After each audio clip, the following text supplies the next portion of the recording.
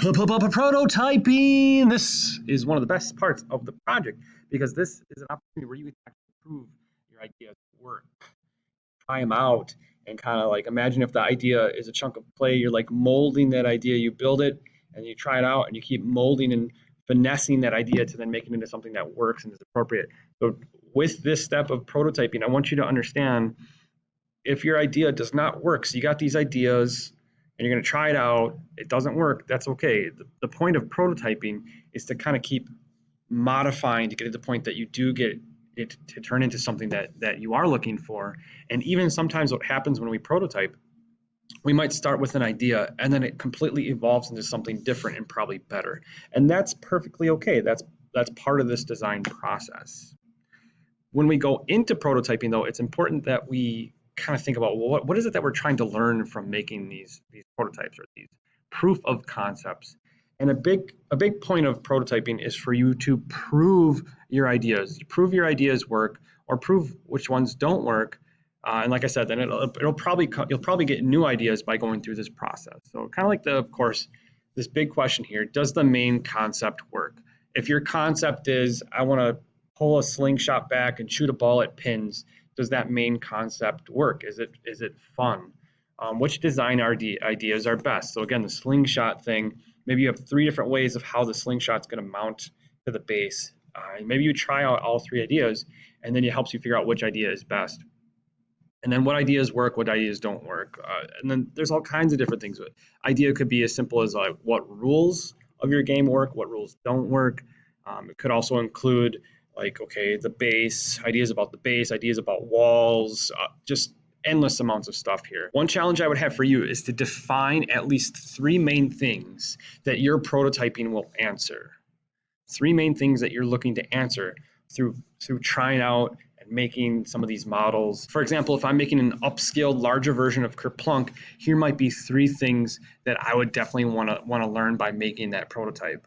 Do the chosen size of the spheres, sticks, and holes cause the desired gameplay? Because to think about that, if the spheres were too large compared to the stick size, if the spheres were too large, they might not fall out.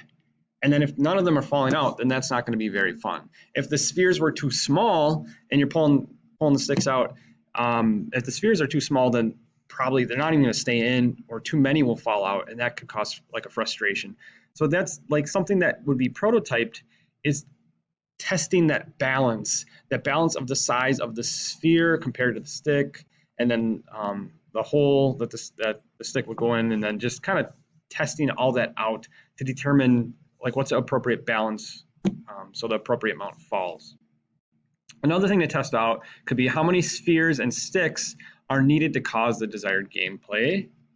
So if you only have like, I don't know, 5 in there, that's not going to be very fun. But if you have 30, that might be too many.